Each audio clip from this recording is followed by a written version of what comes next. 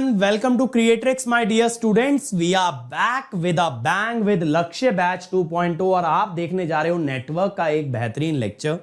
But before we start, it is very important that I introduce myself for the students that are meeting me for the first time. Dear students, my name is Ankit Goyal. I got All India Rank 1 twice in GATE in 2014 and 2018. I was awarded gold medal by President of India himself in the year 2013 when I graduated from IIT. Till date, I have trained over 2 lakh students and currently I am working as a director at an academy for the GATE department. अब मेरे सभी बच्चे मेरे बारे में ये सारी बातें जानते हैं, लेकिन मैं कहता हूं बेटा सबसे इंपॉर्टेंट बात क्या है?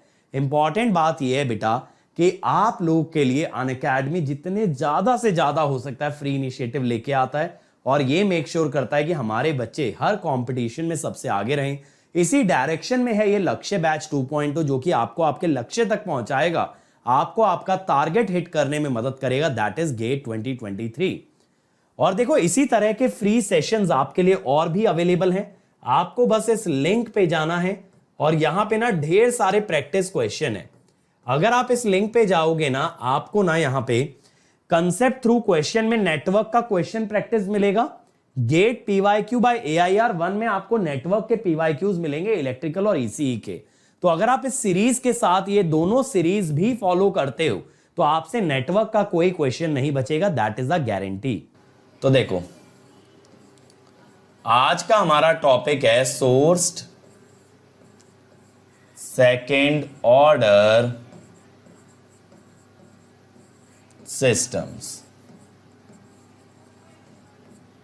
ठीक है, सोर्स्ड सेकेंड ऑर्डर सिस्टम यानी ऐसे सिस्टम जिनके अंदर सोर्स भी लगा हो and they are also the second order type of system. अब यहां पे अगर आप देखोगे ना, सबसे पहला आता है the first one is series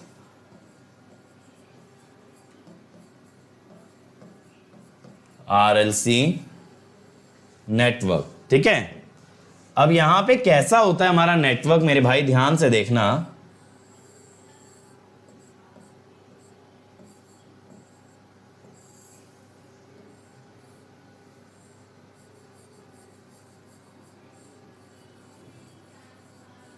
देखो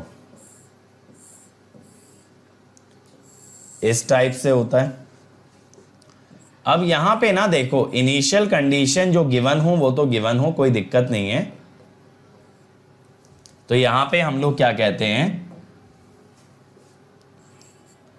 to initial condition. Second order circuit है ना, two initial condition must be known to evaluate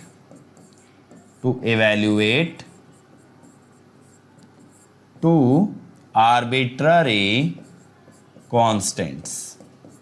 ठीक है, उसके लिए 2 इनिशियल कंडीशन आपको मालूम होनी चाहिए. इतनी बात समझ में आ रही है मेरी? अब यहां पे आपको एक्स्ट्रा क्या करना होता है? सर सोर्स लगने से एक्स्ट्रा क्या होगा? सोर्स लगने से एक्स्ट्रा ये होगा कि यहां पे आपको स्टेडी स्टेट कंडीशन डिराइव करनी पड़ेगी. क्या करोगे? स्टेडी स्टेट कंडीशन डिराइव करोगे तो आप बोलोगे अंडर स्टेडी स्टेट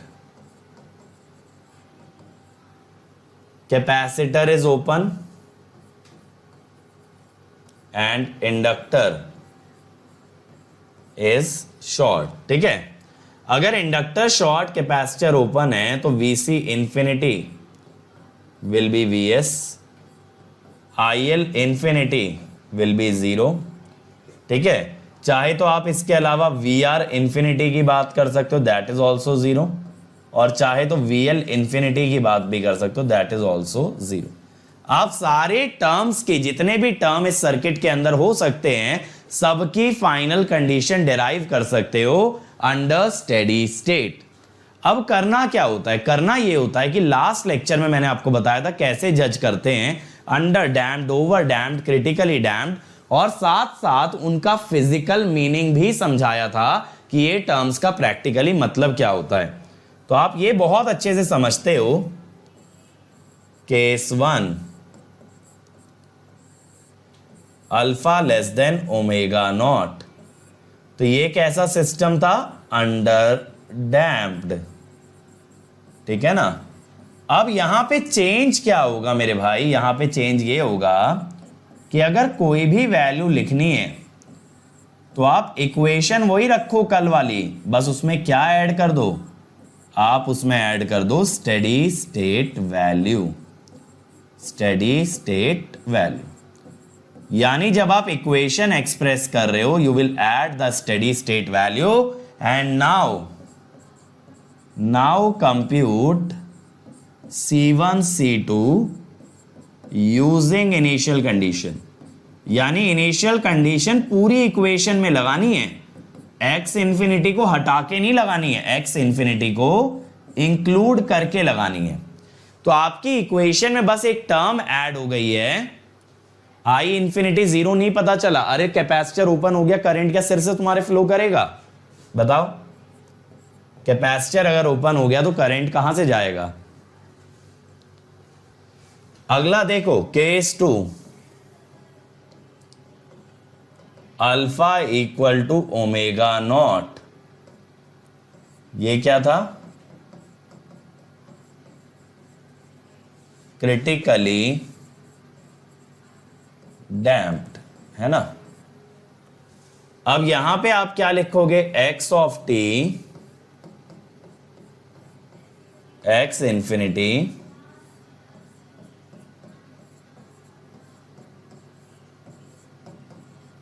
ये करेंगे हम लोग, ठीक है, ये हम लोग करेंगे भाई। अब यहां पे भी C1 C2 निकाल लोगे भाई इनिशियल कंडीशन से। मैं x क्यों बोल रहा हूं? x कोई भी वेरिएबल हो सकता है नेटवर्क का। Alpha greater than omega naught क्या होगा? ओवर डैम्प्ड, ठीक है। अब यहां पे आपके जो रूट्स आते हैं वो λ1 कैसे होता है? Minus alpha plus alpha square minus omega naught square minus alpha minus, ठीक है। अब आप x ऑफ t क्या लिखते हो? x of infinity plus C1 e to the power λ1t, ठीक है। लेकिन यहां पे ध्यान क्या रखना है भाई? ध्यान ये रखना है बच्चों कि when computing C1 and C2 using initial conditions,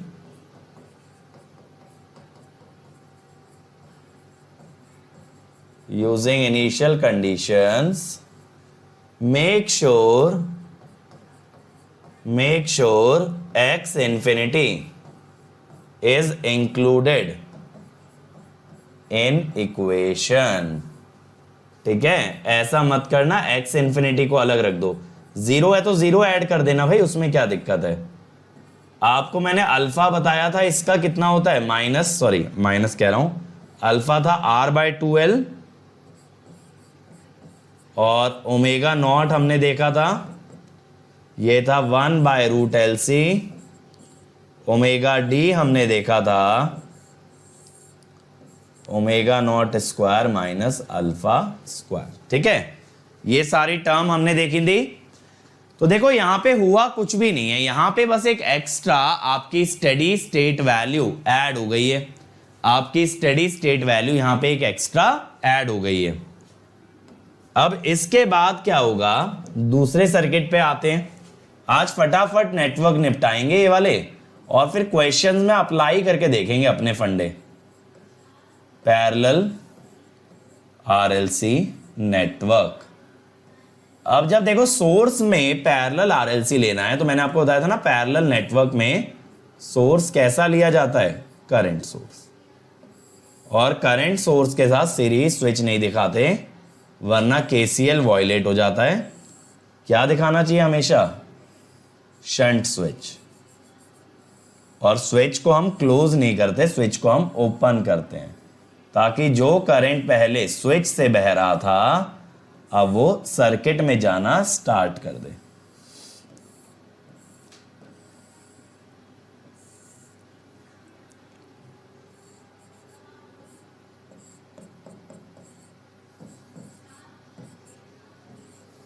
ठीक है, ये बना भाई। यहां पे आपने क्या किया है, at t equal to 0 switch opens so the current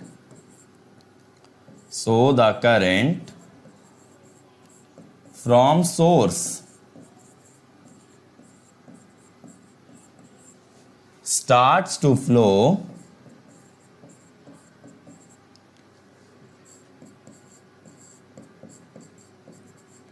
into RLC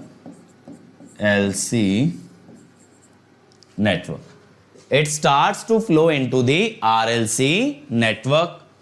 अब मेरे भाई इसके अंदर क्या होगा, इसके अंदर भी सबसे पहले स्टेडी स्टेट की बात करोगे। अंडर स्टेडी स्टेट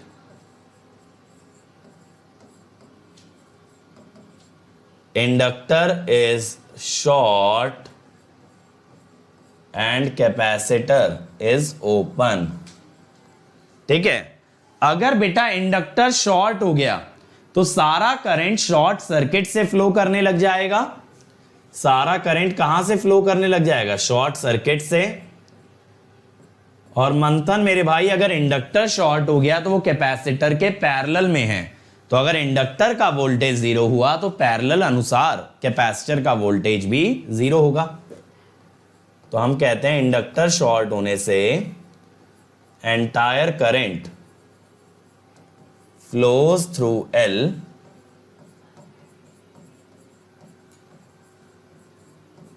ठीक है, तो IL इंफिनिटी इज IS। ठीक है, VC infinity is 0, VC infinity is 0। ठीक है, इस वजह से VR infinity again 0, IR infinity is again 0। ठीक है, ये क्लियर हुआ। अब इसके बाद मेरे भाई क्या होगा, अगेन आपको मैं अल्फा वगैरह की वैल्यू लिखवा देता हूं, 1/2RC omega naught 1/√LC omega D. यहां पे मैं ना दोबारा से इक्वेशन नहीं लिखवा रहा, यहां पे मैं आपको दोबारा से इक्वेशन नहीं लिखवा रहा क्योंकि इक्वेशंस विल रिमेन सेम। ठीक है, different cases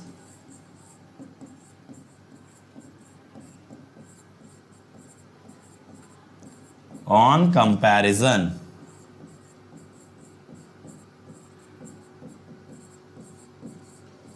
of alpha and omega naught will remain same as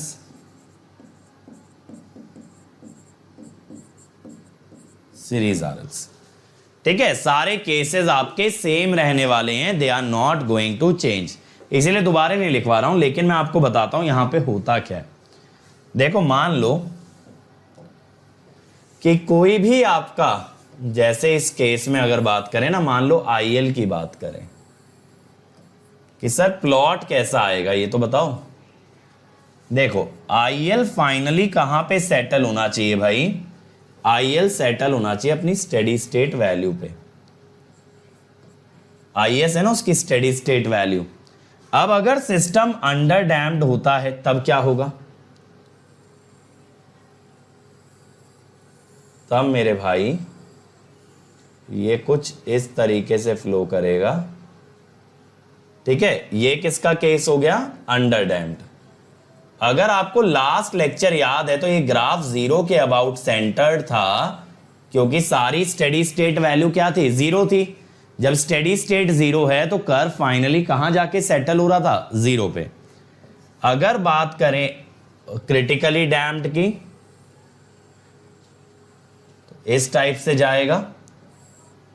now this will be critically damped, इसमें कोई ऑसिलेशन नहीं आते हैं। मैंने आपको बताया था ओवर डैम्प्ड में क्या होता है, ओवर डैम्प्ड में सर सिस्टम और स्लो हो जाता है, कुछ इस टाइप से। This one would be over damped. समझ में आया? तीनों के रिस्पॉन्स में क्या फर्क है, ये नजर आया? अंडर डैम्प्ड में ऑसिलेशन हुआ, ऑसिलेशन धीरे धीरे घटते घटते स्टेडी स्टेट पे आके सेटल हो गया। क्रिटिकली डैम्प्ड में एक्सपोनेंशियली इंक्रीजिंग दिखा, और फिर आपका जो ओवर डैम्प्ड था उसके अंदर भी एक्सपोनेंशियल इंक्रीज था, लेकिन इट वाज स्लोअर। तो हम ये बहुत अच्छे से जानते हैं that over damped systems have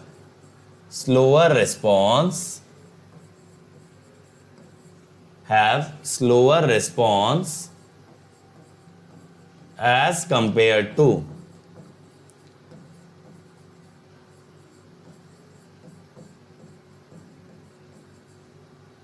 critically damped system।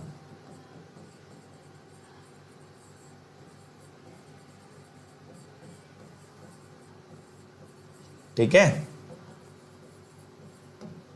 इसका रिस्पॉन्स भाई स्लो आता है। ये बात क्लियर हो गई आपको? तो बेटा ये बेसिक सी चीज है जिसको हमें समझना है कि अल्फा और ओमेगा नॉट के हिसाब से आपको सिस्टम को जज करना है। सिस्टम को जज करने के बाद आपको ये पता लगाना है इक्वेशन कौन सी है और उसमें क्या ऐड करके लिखना है, स्टेडी स्टेट वैल्यू। देखो क्वेश्चन से समझते हैं। For the circuit shown in the figure determine IL and VC for t greater than equal to 0। अब देखो आपको देखने में लगेगा कि सर ये वाला जो सर्किट है ये कैसे सॉल्व हो पाएगा, ये ना तो सीरीज है ना तो पैरेलल, लेकिन ऐसा नहीं। ये वाला सोर्स देखो, ये 20u ऑफ माइनस टी है, यानी ये एग्जिस्ट करता है। ये वाला क्वेश्चन मैं करा रहा हूं आपको पूरी तरीके से फॉर t लेस देन 0। ठीक है, तो मैं कहता हूं क्या हूं कि भैया at t equal to 0 minus, ये सोर्स माइनस इंफिनिटी से चला आ रहा है, at t equal to 0 minus circuit is in steady state.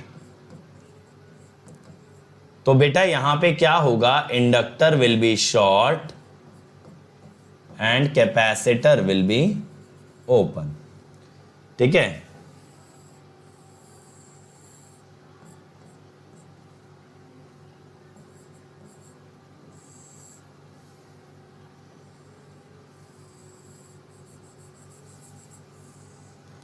तो ये देखो इंडक्टर को मैंने शॉर्ट कर दिया,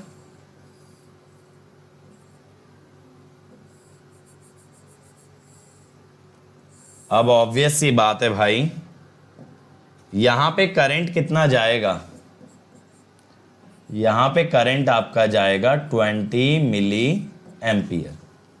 20 मिली एम्पियर जाएगा ना, 20 वोल्ट बाय 1 किलो ओम, और ये ओपन सर्किट के अक्रॉस वोल्टेज आ जाएगी 20 वोल्ट। हिसाब लगाओ, ये आ गई। इसका मतलब क्या हुआ यार, IL0 minus is 20 milli ampere. ये आ गई ना इनिशियल कंडीशन। तो देखो इनिशियल कंडीशन 2 चाहिए थी, 2 आ गई। मैंने आपको बोला था सेकंड ऑर्डर सर्किट में हमेशा 2 इनिशियल कंडीशन की जरूरत पड़ती है, तो we have obtain 2 initial condition. लेकिन रेदर देन कि ये हमें दे के रखता कि भाई ये इनिशियल कंडीशन है, इसका यूज कर लेना, हमने निकाली है 0 माइनस पे इंडक्टर शॉर्ट और कैपेसिटर ओपन करके। अब इसके बाद हम क्या करेंगे, इसके बाद मेरे भाई हम सर्किट बना लेंगे फॉर t ग्रेटर देन 0। ठीक है, for t greater than 0, just a minute यार, ये वोल्टेज सोर्स शॉर्ट हो जाएगा। अब शॉर्ट हो गया तो ये तो खेल ही अलग हो गया, इसमें तो सेकंड ऑर्डर की तुम्हें जरूरत ही नहीं पड़ेगी। वोल्टेज सोर्स शॉर्ट क्यों हो गया, क्योंकि वोल्टेज सोर्स की वैल्यू 0 हो गई। 0 होने का मतलब शॉर्ट हो गया। अब आप एक चीज देखना भाई, यहां बहुत इजी हो गया हिसाब किताब। कैसे इजी हो गया सर? तनिक हमें भी समझाओ। तो बेटा देखो, ऐसे समझो, ये जो IL है ना, ये अपना रास्ता ऐसे कंप्लीट करेगा, और ये जो VC से चलने वाला करंट है ना, ये भी अपना रास्ता शॉर्ट सर्किट से कंप्लीट कर लेगा ऐसे। यानी both L and C discharge independently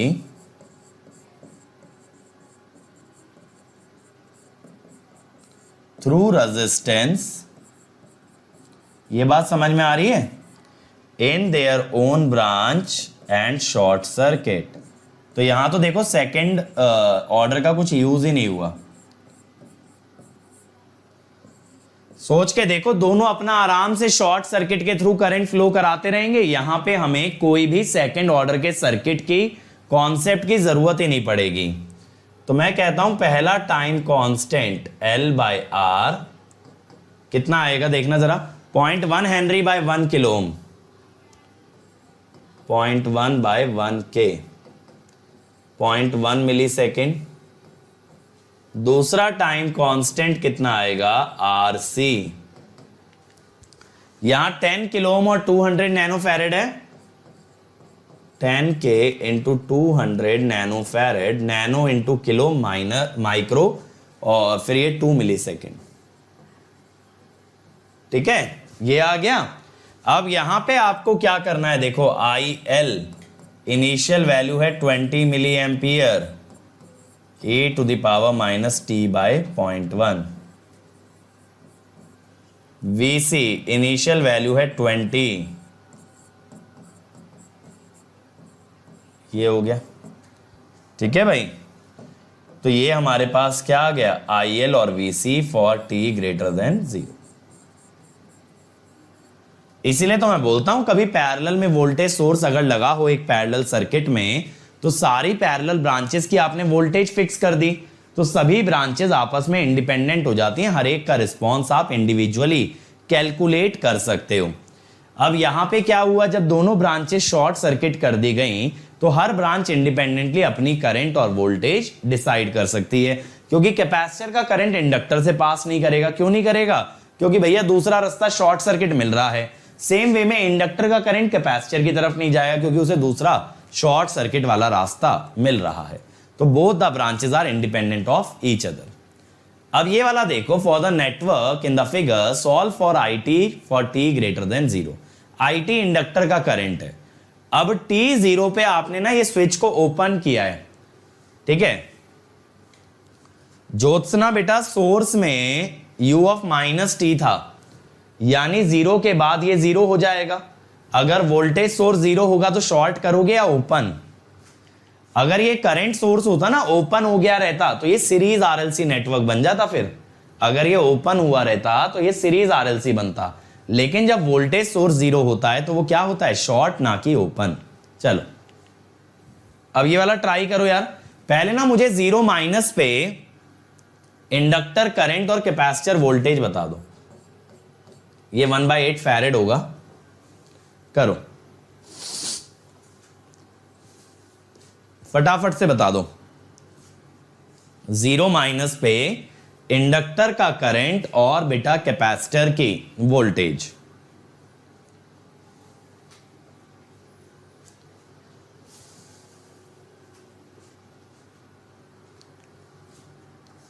चलो सभी लोग बनाओ इसको।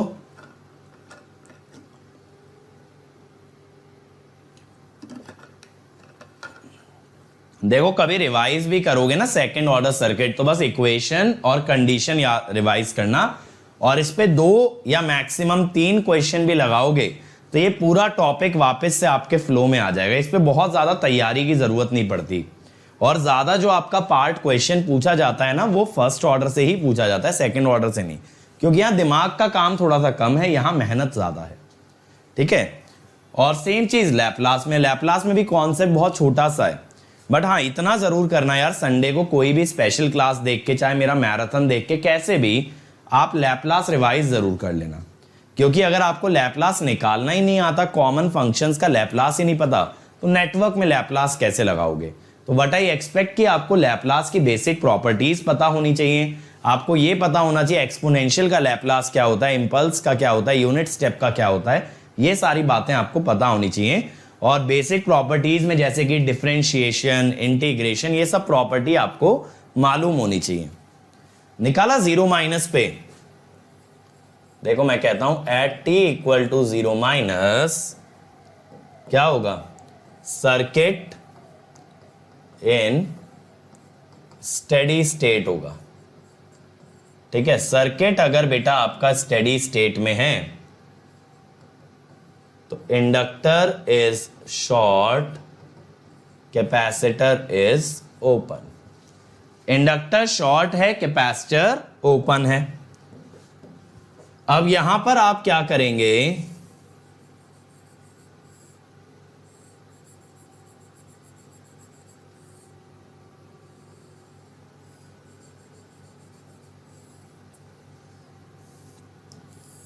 स्विच तो क्लोज ही होगा ना, अभी स्विच तो आपका क्लोज ही होगा।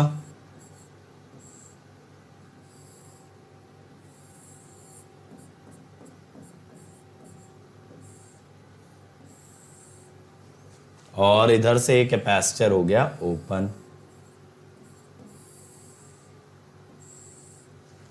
अब मुझे यहां पे क्या क्या चाहिए,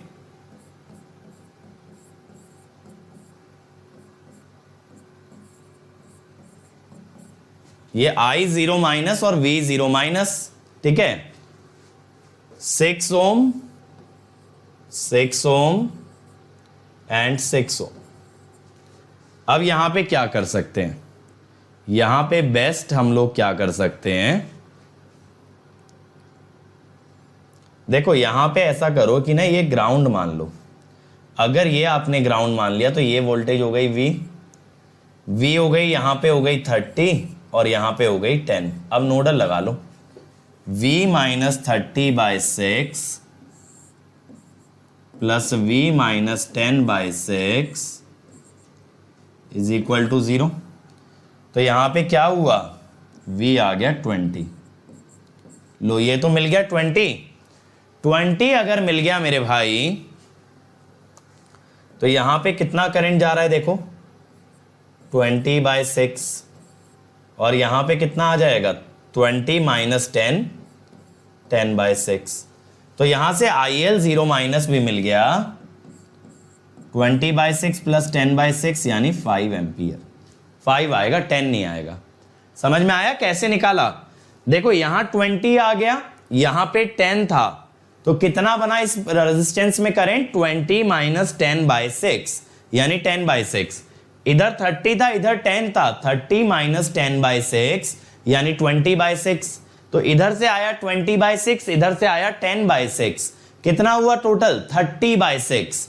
30 बाई 6 से बना ये 5। चलो भाई ये इनिशियल वैल्यू मिल गई। अब बेटा जब आप ये स्विच ओपन कर देंगे, जब आप ये स्विच ओपन कर देंगे तो ये दोनों रेजिस्टेंस आ जाएंगे सीरीज में, और किसके साथ, पैरेलल में, पैरेलल में आ जाएंगे 6 ओम के साथ। किसके साथ आ जाएंगे, पैरेलल में आ जाएंगे 6 ओम के साथ। तो मैं कहता हूं फॉर t ग्रेटर देन 0, समझते चलो step by step, R equivalent कैसे निकलेगा, 12 पैरेलल 6 यानी कि 4 ओम। तो अब हम नेटवर्क कैसे बनाते हैं, 4 ओम, फिर ये इंडक्टर 10 वोल्ट, 30 वाला तो अब चला ही गया, और इधर से आ जाएंगे हमारे कैपेसिटर महाशय, है ना। ये 1/2 हेनरी है, 1/8 फैरेड है, और ये है 4 ओम। ठीक है, ये आपका IL है, ये आपका VC है। ठीक है भाई, एक IL मैंने आपको दिखा दिया, एक मैंने आपको VC शो कर दिया। अब आप बहुत अच्छे से जानते हैं IL0 minus is equal to IL0 plus is equal to 5 ampere. VC0 minus is equal to VC0 plus is equal to 20। अब बात है स्टेडी स्टेट की, तो मुझे जल्दी से बताओ IL इंफिनिटी और VC इंफिनिटी। देखो इनिशियल कंडीशन हम निकाल चुके हैं, अब आप स्टेडी स्टेट निकाल के बताएंगे। चलो IL इंफिनिटी और VC इंफिनिटी, और सबसे ज्यादा इंपॉर्टेंट है मंथन निकालेगा। ठीक है, मंथन का निकालना बहुत जरूरी है। और यश बेटा मेरा इस साल तो कोई प्लान नहीं है डिजिटल प्लस पे पढ़ाने का। ठीक है, लास्ट ईयर देखो मैंने 3 ही सब्जेक्ट लिए थे प्लस पे, machine, power system, power electronics. इस ईयर मैं 6 सब्जेक्ट ले रहा हूं, हो सकता है अगले साल डिजिटल को भी ऐड कर लें, डिजिटल कंट्रोल, है ना। धीरे धीरे बढ़ाते चलेंगे यार, एक साल में इतने सारे सब्जेक्ट ना बहुत टफ हो जाता है निपटाना। चलो हाँ, तो क्या आ रहा है भाई, under steady state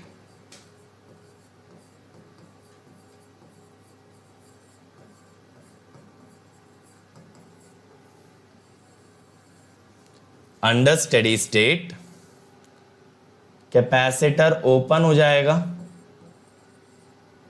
inductor short. अगर कैपेसिटर ओपन हो गया तो I infinity will be 0 ampere और VC infinity will be 10 volt. ये हो गया। ठीक है, बहुत ही बढ़िया, बहुत ही बढ़िया। अब हमसे इक्वेशन किसकी पूछी है, I की पूछी है ना। तो सबसे पहले बेटा मुझे ना यहां पे 2-3 वैल्यू निकाल के बताओ, अल्फा और ओमेगा नॉट। चलो सीरीज RLC है, मुझे अल्फा और ओमेगा नॉट बताओ। आपको मैंने दोनों का फॉर्मूला बता रखा है, जब तक आप अल्फा और ओमेगा नॉट नहीं निकालोगे यू विल नॉट अंडरस्टैंड कि इसमें नेचर ऑफ डैम्पिंग कितना आने वाला है ना। अल्फा और ओमेगा नॉट एक बार मुझे बताओ भाई, कम ऑन एवरीबॉडी। मजा आ रहा है ना, सेकंड ऑर्डर सर्किट को कैसे स्टेप बाय स्टेप सॉल्व किया जाता है। टफ नहीं है बेटा, इसको लैपलास से अगर लेके जाते हैं ना तो ज्यादा लंबा चला जाता है, लैपलास से ज्यादा आसान ये है, सर्किट भी इजी है। अगर अल्फा ओमेगा नॉट पता है तो डायरेक्ट आंसर भी लिख सकते हो। चलो, और अगर आंसर लिखने आ रहा है तो मान लो ऑप्शंस दे रखे हैं, ऑप्शंस अगर दे रखे हैं तो आप ऑप्शन वेरीफाई कर लेना। प्रथमेश बिल्कुल इंपल्स इनपुट भी हो सकता है, लेकिन वो सारे इनपुट्स कहां डील करोगे, लैपलास में। ठीक है, अब देखो अल्फा होता है R/2L, ये तो आया 4। ओमेगा नॉट होता है 1/√LC, ये भी आया 4। तो वाह भाई वाह, अल्फा आ गया ओमेगा नॉट के बराबर। क्या हो गया ये, क्रिटिकली डैम्प्ड। ठीक है, अब आप इक्वेशन तो जानते हो भाई क्रिटिकली डैम्प्ड सिस्टम के लिए, x of t x of infinity plus C1 plus C2t e⁻ alpha t, यही होती है ना। अब हमें लिखना किसके लिए है भाई, ये मंथन अल्फा कहां से 1.667 निकाले हो बेटा। अब हमें लिखना है IL के लिए, IL के लिए इंफिनिटी वाली वैल्यू कितनी है, 0 है, 0 है। ठीक है, तो मैं कहता हूं IL, देखो जिस किसी के लिए लिखना है ना उसमें यही इक्वेशन फिट कर देना, बस C1 C2 हर वेरिएबल के लिए अलग होते हैं। सही है। अब भाई एक इनिशियल कंडीशन तो मेरे पास डायरेक्टली है, मैं क्या कहता हूं, at t = 0 plus IL is 5। अब देखो टाइम को आप 0 पुट कर रहे हो ना, तो C1 कितना आया, 5 आ गया। C1 = 5 आ गया। अब देखो यहां तक तो आना आसान था ना यार, थोड़ा सा दिक्कत या थोड़ी सी मजदूरी काय में लगती है ना, C2 निकालने में लगती है। तो एग्जाम में अगर ऑप्शन में 4 आपको इक्वेशन दे रखी हैं तो मेरे भाई मोस्ट ऑफन आपका आंसर यहां तक मैच तो कर ही जाएगा, यहां तक मैच तो आपका कर ही जाएगा। बट फिर भी ना करे, चलो C2 निकालते हैं। अब C2 के लिए भाई VC की इक्वेशन लिखें, उसके कांस्टेंट 2 अलग आएंगे, बट मैं उस चक्कर में पढ़ना नहीं चाहता, समझ रहे हो। I don't want to write the equation of VC, क्योंकि वहां 2 अलग कांस्टेंट आ जाएंगे जिन्हें नाम देना पड़ेगा C3 C4। लेकिन मैं क्या कहता हूं कि क्या मैं VL जान सकता हूं 0+ पे? क्या मैं VL जान सकता हूं 0+ पे? तो देखें जरा, देखो यहां पे अगर आप KVL लिखोगे ना,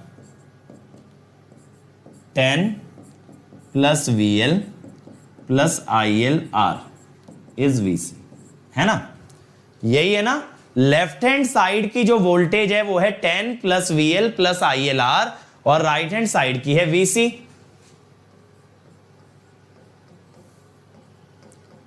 अब मैं क्या करूंगा ना, मैं इसमें डालूंगा 0+। VL तो मुझे पता नहीं है कितना है, IL मैं बहुत अच्छे से जानता हूं 5 है, और VC भी मैं जानता हूं 20 है। तो VL कितना आया, ये 30 - 10 वोल्ट। अब ये कितना आएगा, ½ DI/dt। हाफ क्यों, LDI/dt। तो अब अगर हम VL निकालें यहां से,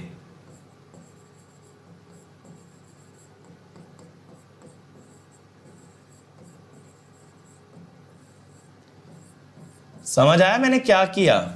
अगर VC की इक्वेशन लिखता ना तो उसमें अलग कांस्टेंट लेने पड़ते, तो मैं VL तो निकाल ही सकता हूं ना। अब प्रोडक्ट रूल लगा लो यहां, पहले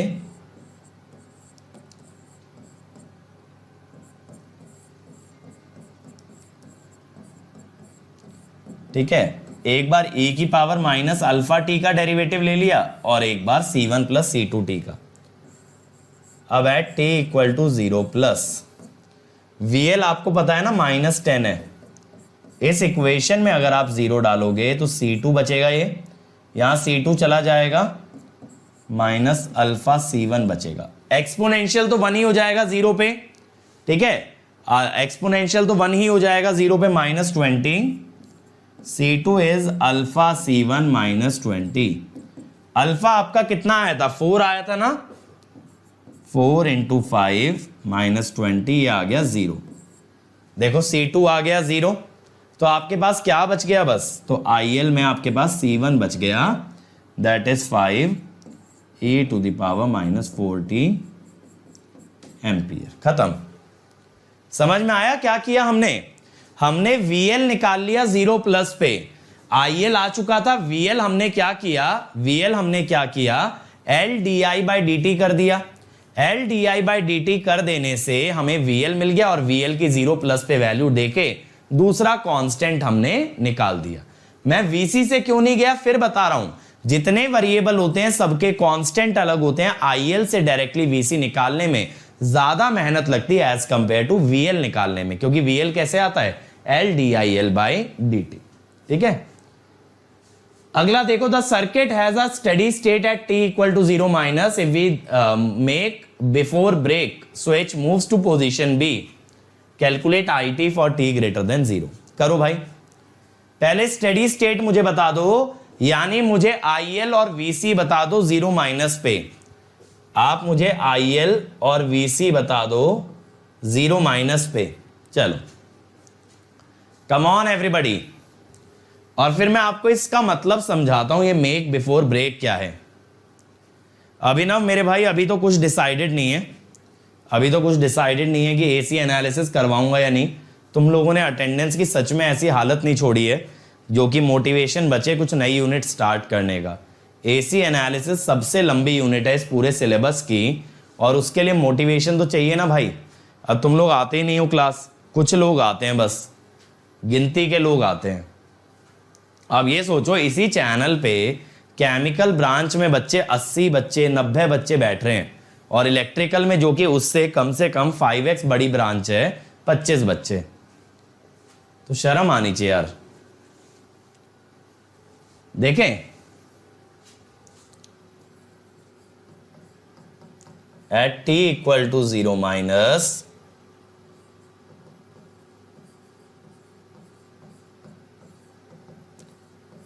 इंडक्टर शॉर्ट, कैपेसिटर ओपन।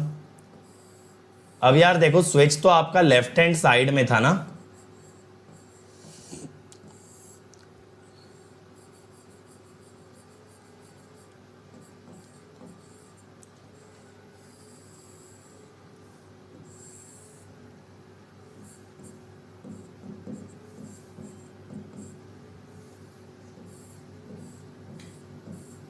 अब यार देखो, ये कैपेसिटर की तरफ कोई सप्लाई तो गई नहीं है, तो यहां से आप डायरेक्टली बता सकते हो IL 0 माइनस कितना आएगा 50/10 5 एम्पियर, और VC 0 माइनस आएगा 0। ठीक है, 5 एम्पियर एंड 0 वोल्ट। अभिनव मेरे भाई, VL की इनिशियल कंडीशन नहीं निकालनी। क्यों नहीं निकालनी? क्योंकि VL 0 माइनस और VL 0 प्लस सेम रहे ऐसा कोई नियम नहीं है। तो अगर मैं VL की 0 माइनस की वैल्यू निकाल भी लूंगा, it will not be same as the 0 plus value. Continuity किसके अंदर आती है? IL और VC के अंदर। यानी IL 0 minus should be equal to IL 0 plus, VC 0 minus should be equal to VC 0 plus, ना कि VL। अब ये आ गया। अब इसने ऐसा क्यों बोला if we make before break? क्योंकि भाई अगर पहले ब्रेक करके फिर बी पे गए तो समस्या क्या है, बीच में एक ऐसा मोमेंट आएगा जब ये इंडक्टर कहीं भी कनेक्टेड नहीं होगा। अगर ये इंडक्टर कहीं भी कनेक्टेड नहीं होगा तो केसीएल तो वायलेट हो गया ना, इसका करंट जाएगा कहां? सोच के देखो, इसको इधर से इधर ले जाते हुए जब ये बीच में लटका हुआ होगा तो इसके करंट पे केसीएल वायलेट होगा। अगर मेक बिफोर ब्रेक है माने पहले इसको जोड़ दो बी पे, तब यहां से कनेक्शन तोड़ो, नॉट टू वायलेट केसीएल। तो यहां पे मेक बिफोर ब्रेक का सिग्निफिकेंस क्या है? Make before break is to satisfy KCL in inductor. ठीक है, वरना अचानक से अगर उसका करंट 0 करोगे तो इतनी बुरी तरीके से स्पार्किंग होगी, ठीक है, इतनी बुरी तरीके से स्पार्किंग होगी कि पूरा का पूरा सर्किट डैमेज हो जाएगा। सही है। अब जब ये भाई बी पे चला गया, यानी t ग्रेटर देन 0 पे अगर बात करें, अगर t ग्रेटर देन 0 पे बात करें तो क्या है भाई? 1 हेनरी है ना, ये 1 हेनरी लिखा नजर आ रहा है यार।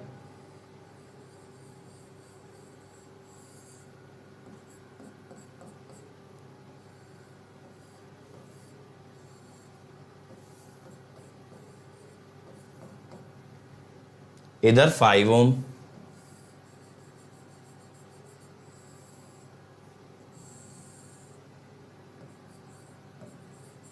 ठीक है,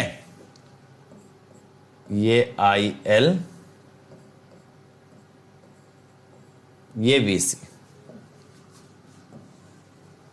अब मेरे भाई यहां पे क्या हो गया? आपको इनिशियल वैल्यूज पता है, ये मेरी बात समझ में आई ना भाई अभिनव, कि VL 0 माइनस और 0 प्लस इक्वेट नहीं कर सकते आप।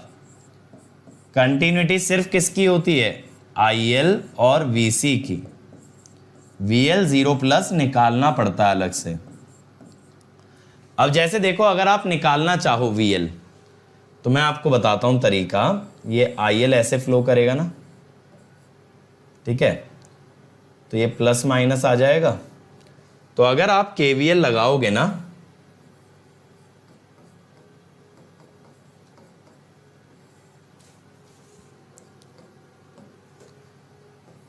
VL minus I 0 plus into R plus VC 0 plus is 0। अब यहां से क्या होगा? VL 0 plus is VC 0 plus, minus I zero plus into R. VC zero plus कितना है 0, आई जीरो प्लस कितना है 5 और आर भी कितना है 5। तो ये आएगा ऐसे -25 वोल्ट। समझ में आया? VL जीरो प्लस आपको निकालना पड़ता है। क्लियर? अब इसके बाद आप क्या करोगे भाई? आप डैम्पिंग चेक करोगे। तो मुझे जल्दी से बताओ अल्फा और ओमेगा नॉट की क्या वैल्यूज हैं? अल्फा और ओमेगा नॉट के लिए क्या वैल्यूज आएंगी ये बताओ। Come on everybody, what are the values of alpha and omega not? जल्दी से मुझे सभी लोग इन्फॉर्म करेंगे ये बात, क्या वैल्यूज आएंगी? कम ऑन एवरीबॉडी, फटाफट बताइए।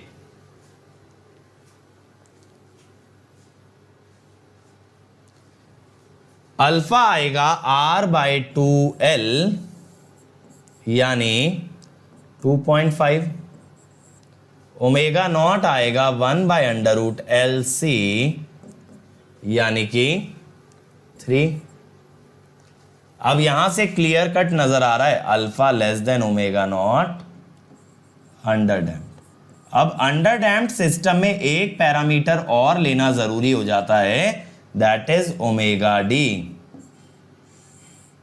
Omega naught square minus alpha square, ये आएगा 1.5। कैसे निकाला मैंने? 9 माइनस 6.25, एक सेकेंड, नहीं 1.5 नहीं आएगा, 9 माइनस 6.25 बनेगा 2.75, 1.6583।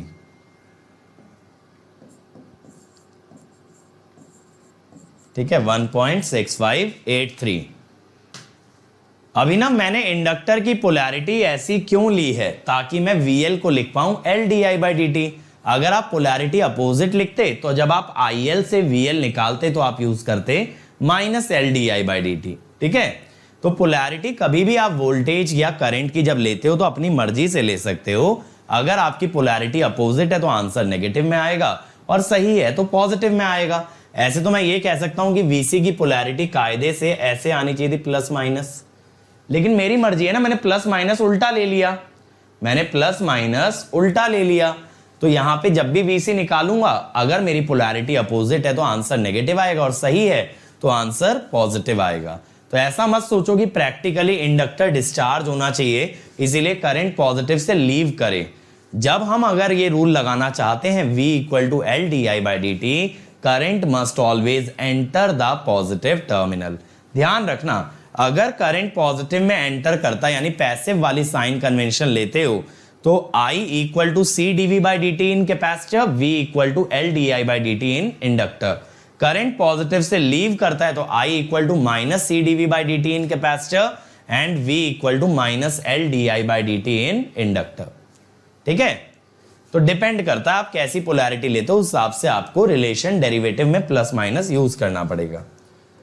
अब देखो ये एक सर्किट कैसा है? विदाउट एनी सोर्स है, since there is no source, since there is no source, तो यहां पे आपका IL इंफिनिटी क्या बनेगा? 0। तो आप ILT लिखो, इंफिनिटी वाली वैल्यू 0, e⁻ -αt, अल्फा कितना है 2.5। चलो ऐसे ही पहले मैं लिख देता हूं, C1 cos omega dt plus C2 sin omega dt, ये लिख दिया ना। अब यहां पे क्या कहोगे?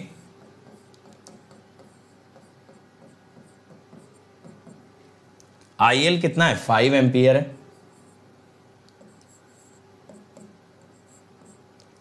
e की पावर 0 1 होता है, cos 0 1 होता है, sin 0 0 होता है। तो देखो यहां से C1 आ गया डायरेक्टली, जैसा मैंने बताया था ना C1 अक्सर डायरेक्टली निकल आता है लेकिन C2 में मेहनत लगती है। अब C2 के लिए क्या कहोगे कि VL is LdIL/dt। L तो 1 है, L तो 1 है भाई, D by D T E की पावर माइनस अल्फा टी। समझ आया अभिनव? अगर आप उल्टी पोलैरिटी लिए होते तो अभी आप minus L D I by D T लगा रहे होते बस। ठीक है, कभी भी देखो नेटवर्क एनालिसिस कर रहे हो ना, नेटवर्क जो है मैथमेटिकल एनालिसिस होता है, तो यहां कोई एलिमेंट चार्ज हो रहा है या डिस्चार्ज हो रहा है उससे कुछ फर्क नहीं पड़ता, आपको जो मन करे आप मानो। सही माने तो पॉजिटिव आंसर, गलत माने तो नेगेटिव आंसर। आप यहां पे ऐसा सोच के मत चला करो कि नेटवर्क में प्रैक्टिकली क्या हो रहा होगा उस अनुसार करंट वोल्टेज एज्यूम करना पड़ेगा, उतना दिमाग लगाने की जरूरत नहीं है। अब जैसे देखो नोडल लगाते हो तो आप सारे करंट आउटगोइंग मानते हो क्या? एक्चुअली सारे करंट आउटगोइंग होंगे कभी भी नहीं, है ना? लेकिन हमने एज्यूम कर लिया ना, अगर सही है तो पॉजिटिव आ जाएगा, गलत है तो नेगेटिव आ जाएगा। अब देखो भाई यहां पे डेरिवेटिव कैसे करते हैं, मैंने बताया ना प्रोडक्ट रूल से करो। पहले तो आप एक्सपोनेंशियल का कर लो,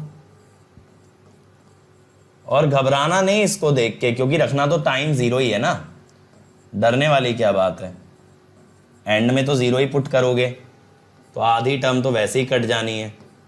बस यहां पे पता है गलती क्या कर सकते हो? गलती कर सकते हो आप कैलकुलेशन की, ठीक है, डेरिवेटिव में जैसे साइन की, कि कॉस का माइनस साइन होता है, अगर कोई माइनस भूल गया तो गड़बड़ है। ये आ गया। अब जरा ना इसमें जीरो प्लस डालो। अब जीरो प्लस पे अभी आपने VL बताया था -25 माइनस अल्फा, अल्फा है -2.5, एक्सपोनेंशियल तो 1 आ जाएगा जीरो पे। C1 into cos zero, cos zero होता है 1, C2 into sine zero, sine zero तो होता है 0। फिर इधर आ जाओ, e की पावर माइनस अल्फा टी हो गया 1, C1 omega D sine zero, sine zero होता है 0, कॉस जीरो होता है 1। तो देखो C2 ओमेगा डी कितना हुआ, -25 प्लस 2.5 C1, -25 प्लस 2.5 C1 -12.5। ठीक है, ओमेगा डी अभी आपने निकाला था ना 1.6583, ओमेगा डी से डिवाइड कर दो, यह -7.5378, ये आ गया। एक बार C1 और C2 मिल गए तो आपको मिल गया भाई I ऑफ t। तो यहां पे देखो सारी मेहनत किसकी है, सारी मेहनत वैसे तो मेरी है क्वेश्चन में, बट मैं वैसे कह रहा हूं स्टेप में C1 और C2 निकालने में ज्यादा मेहनत है ना।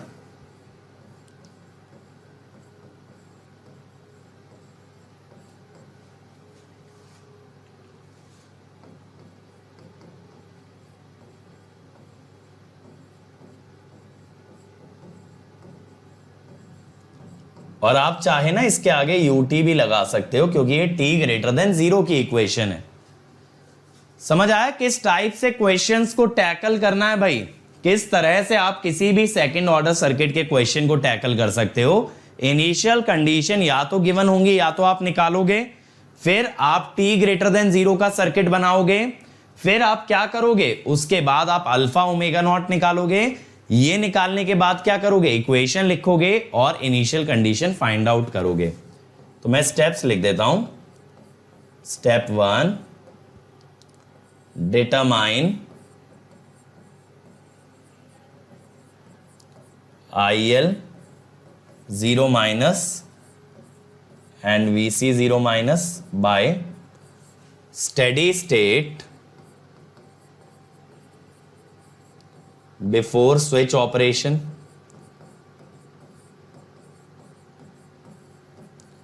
इस पे पता है छोटे एग्जाम में क्वेश्चन कैसे आ सकते हैं, जैसे डैम्पिंग का नेचर पूछ लिया अल्फा ओमेगा नॉट निकाल के। ठीक है, स्टेप 2, ठीक है, draw network for t greater than 0 and find alpha and omega not to जज nature of damping.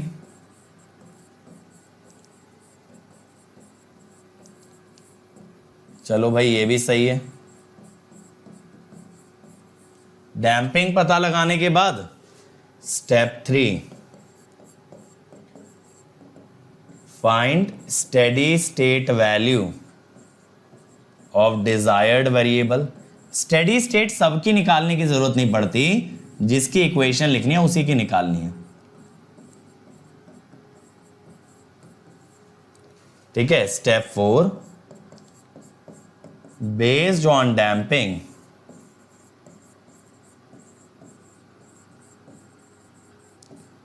Right equation of variable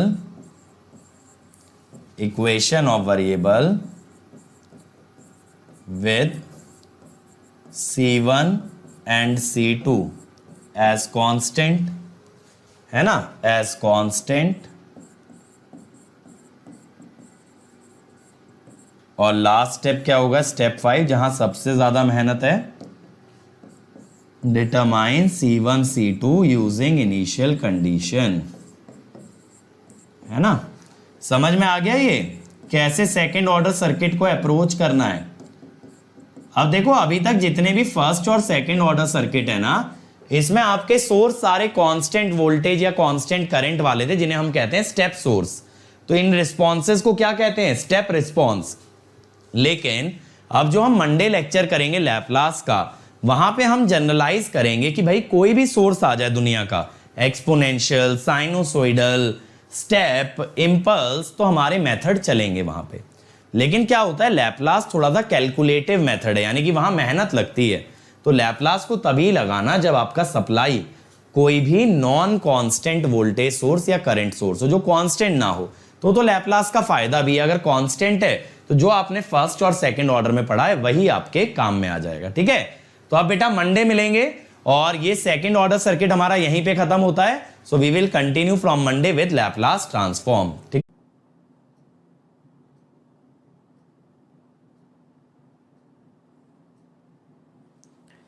Hey everyone, so I hope you enjoyed the video बच्चों, and let me tell you little bit in detail about Unacademy and its offerings, ताकि आप लोग यार अपना सही decision ले पाओ, आप लोग डिसाइड कर पाओ आपको आगे कैसे जाना है। तो सबसे पहले मैं इंट्रोड्यूस करता हूं अनअकैडमी लाइट। ये हमने बेटा इस साल first of its kind test series launch की है, सेपरेट टेस्ट सीरीज, और ये आप ही जैसे बच्चों के लिए जो लोग सेल्फ स्टडी से तैयारी कर रहे हैं। हम अप्रिशिएट करते हैं आपका एफर्ट, आपकी मेहनत, और इसी वजह से हम आपके लिए लेके आए अनअकैडमी लाइट टेस्ट सीरीज। यहां पे आप खुद को टेस्ट कर पाओगे, आपको मल्टीपल टेस्ट मिलेंगे, वो भी मिनिमम प्राइस में। आपको मिलेंगे topic test, subject test, multi subject test और फिर मॉक टेस्ट, और सबके सब हाईएस्ट क्वालिटी के मिलेंगे। और यहां पे आपको ना लाइव एनालिसिस कराया जाएगा टॉप एजुकेटर्स के साथ। तो आपको बस क्या करना है, अनअकैडमी ऐप पे जाके लाइट सिलेक्ट करना है और वहां पे पेमेंट करते टाइम अंकित ESE कोड लगा देना, ताकि आपको ये टेस्ट सीरीज मिनिमम प्राइस में ऑफर हो जाए। ठीक है, और देखो हमने बेटा आपके लिए लॉन्च किया है Unacademy study material called as notes. तो ये जो हमारे बच्चे प्लस या आइकॉनिक ज्वाइन करते हैं उनके लिए स्टडी मटेरियल लॉन्च किया गया है। और मैं बता रहा हूं बेटा, इंडिया का बेस्ट स्टडी मटेरियल है, और ऐसे नहीं बोल रहा हूं, खुद देखा है तभी बोल रहा हूं। और क्यों है बेस्ट, पहली बात तो बेटा प्रेजेंटेशन लाजवाब, जो कलर्स यूज किए हैं, जो फॉर्मेटिंग यूज की है, वो एक लर्नर को हेल्प करेगा आगे पढ़ने में। मतलब क्या होता है ना, बच्चे यूजुअली बुक्स को इग्नोर करते हैं, पढ़ना नहीं चाहते, भागते हैं, लेकिन यहां आप भागोगे इसे पढ़ने के लिए। इतना इंटरेस्टिंग वे में कंटेंट डिलीवर किया गया है।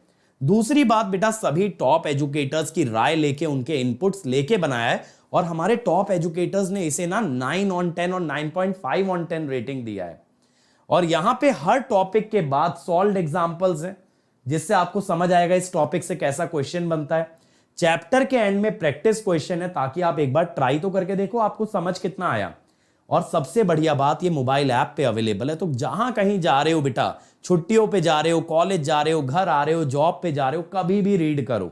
और ये हमारे प्लस और आइकॉनिक वाले बच्चों के लिए है, तो इसीलिए अगर आपको चाहिए तो आपको अनअकैडमी ज्वाइन करना पड़ेगा। और कोड आप जानते हो मेरे भाई, अंकित ESE, ये कोड ना सिर्फ आपको मैक्सिमम डिस्काउंट दिलवाएगा बल्कि आपको साथ मेरे साथ कनेक्ट करेगा, क्योंकि यार अगर मेरे साथ कनेक्ट हो गए और मेहनत कर ली तो गारंटीड रैंक है। और अगर आप आइकॉनिक लेते हो तो और मजा आएगा, क्योंकि ये सारा मटेरियल आपको घर पे डिलीवर कराया जाएगा। तो आपको बस 1 साल या 1 साल से ज्यादा का ना आइकॉनिक सब्सक्रिप्शन लेना है।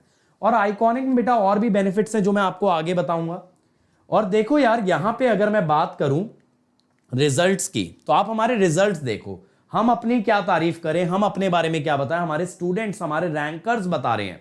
तो इतनी सारी सक्सेस स्टोरीज, और ये सारे बच्चे बेटा एवरेज स्टूडेंट्स थे जिन्होंने इस बार मचाया, और कैसे लगातार हमारे साथ मेहनत करके इलेक्ट्रिकल में बेटा 10 में से टॉप 6 रैंक्स हमने प्रोड्यूस किए, हिस्टोरिकल रिजल्ट प्रोड्यूस किया है। और आप अगले साल इस लिस्ट का हिस्सा बन सकते हो, कैसे? अनअकैडमी ज्वाइन करके, और उसमें भी using the code Ankit ESE। और देखो, अगर अनअकैडमी ज्वाइन करना है ना तो आइकॉनिक लीजिएगा। आइकॉनिक में आपको मिलेगा ना एक पर्सनल कोच, मतलब मैं तो गाइड करूंगा लेकिन साथ साथ एक कोच मिलेगा जो खुद भी एक टॉपर होगा, और उसका जॉब ही ये है आपको गाइड करना, आपकी प्रॉब्लम सॉल्व करना। प्रॉब्लम्स टेक्निकल डाउट्स भी हो सकते हैं तो आप 1-to-1 डाउट भी पूछ सकते हो। प्रॉब्लम टाइम टेबल या स्ट्रैटेजी की हो सकती है बेटा, तो वो भी आपको बनवाएगा टाइम टेबल, क्योंकि देखो हर बच्चे का रूटीन अलग है, कोई सुबह पढ़ सकता है तो कोई रात को, तो ये आपको यहां पे टाइम टेबल पूरा बनवा के देगा। तो आपसे एक्सपेक्टेशन क्या है कि आप बस मेहनत करो, स्ट्रैटेजी सारी हमारी होगी। टीचर्स आपको अलग से गाइड करेंगे स्टडी बूस्टर सेशन में। आपका ना टेस्ट का रिजल्ट अलग से दिया जाएगा और आपको बताया जाएगा कहां आपको इंप्रूवमेंट की जरूरत है और कैसे वो इंप्रूवमेंट करोगे। कहना तो बहुत आसान है कि आपका नेटवर्क कमजोर है, लेकिन नेटवर्क स्ट्रांग होगा कैसे ये बताना और भी ज्यादा जरूरी है। और यहां बेटा आपको हार्ड कॉपी स्टडी मटेरियल, जैसा मैंने बोला, घर पे डिलीवर कराया जाएगा। बट अगर कोई बच्चा नहीं अफोर्ड कर सकता तो प्लस पे भी जा सकते हो। प्लस पे बस मेहनत थोड़ी और ज्यादा करनी पड़ेगी, लेकिन रैंक यहां से भी मिल सकती है। यहां पे आपको लाइव और रिकॉर्डेड क्लास मिलेंगी, हर संडे टेस्ट होगा, सारे कोर्सेज स्ट्रक्चर्ड होंगे। अगर अभी आप अनअकैडमी ऐप पे जाते हो ना तो आपको मेरा आगे तक का पूरा शेड्यूल दिखेगा। यहां आप अनलिमिटेड एक्सेस होती है टीचर्स की, जिस टीचर से जो सब्जेक्ट पढ़ना है पढ़ो, फ्री है, ठीक है। Rank improvement batch, crash course, test series. लेकिन याद रहे, अगर आइकॉनिक लोगे तो भी ये सब मिलेगा, बट एक्स्ट्रा मिलेगा ये जो बाहर वाला एरिया है, ठीक है। लेकिन प्लस वालों को इतना ही मिलेगा, और ये बाकी सारे सिर्फ और सिर्फ एक्सक्लूसिवली हैं आइकॉनिक के लिए। अब देखो आपको क्या करना है बेटा, आपको ड्यूरेशन चूज करना है। जो बच्चे 23 में एग्जाम देने वाले हैं 12 मंथ्स ले, और जो 2 साल में देंगे वो 24 मंथ्स ले। बस कोड आप याद रखो बेटा, अंकित ESE। इस कोड से ना आपको मैक्सिमम डिस्काउंट मिलेगा, और साथ साथ मेरे साथ कनेक्ट हो जाओगे। और आप जानते हो बेटा, मैं खुद 2 बार AIR1 लाया हूं, इस बार मेरा स्टूडेंट AIR1 लेकर के आया है, तो अगले साल क्या हो सकता है, दैट इज बियॉन्ड इमेजिनेशन। और ये मेरा टेलीग्राम चैनल है, इसे ज्वाइन करना मत भूलना भाई। यहां पे इतना सारा study material free of cost पड़ा है कि कोई बच्चा सीरियसली पढ़ लेना तो वो रैंक 1 ले आएगा। और अगर अनअकैडमी आ गए तो एक और बात का ध्यान रखना, यहां पे आप जितने चाहे डाउट पूछ सकते हो। आपको बस डाउट का पिक्चर अपलोड करना है, आपको अपनी ब्रांच बतानी है, जैसे आप लोग इलेक्ट्रिकल इलेक्ट्रॉनिक्स बोल सकते हो, और आपको यह भी बताना है किस लैंग्वेज में वीडियो सोल्यूशन चाहिए। हम आपको वीडियो सोल्यूशन जल्द से जल्द प्रोवाइड करेंगे। अगर उसमें आपको कोई भी कमी लगती है, कोई दिक्कत लगती है, तो आप उसको रिपोर्ट कर देना, रिव्यू रिक्वेस्ट कर लेना, और उसको हम रिक्रिएट करके देंगे। और अगर फिर भी कोई क्वेरी बच गई इसके बाद भी अनअकैडमी के बारे में कि लेटेस्ट बैचेस कौन से हैं, क्या ऑफर चल रहा है, क्या प्राइसिंग चल रही है, तो ये मेरी टीम का नंबर है, इनका काम ही बेटा आपको असिस्ट करने का। This is your helpline number. तो इस हेल्पलाइन नंबर पे कॉल करना, हमेशा आपको हेल्प प्रोवाइड की जाएगी, जल्द से जल्द आपके कॉल को रिवर्ट किया जाएगा। But don't forget this number and don't forget this code Ankit ESE।